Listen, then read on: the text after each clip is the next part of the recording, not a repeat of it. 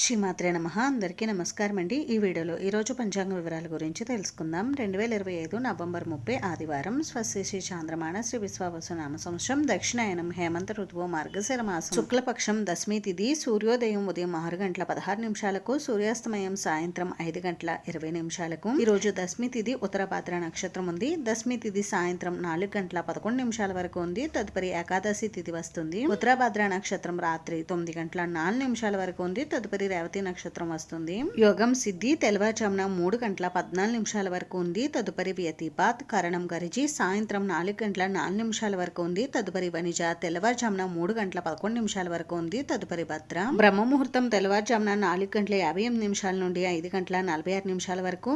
అభిజిత్ ముహూర్తం ఉదయం 11 గంటల 42 నిమిషాల నుండి 12 గంటల 26 నిమిషాల వరకు. అమృతకాలం సాయంత్రం 4 గంటల 21 నిమిషాల నుండి 5 గంటల 54 నిమిషాల వరకు. శుభ సమయం ఉదయం 11 గంటల నుండి 12 గంటల వరకు ఉంది.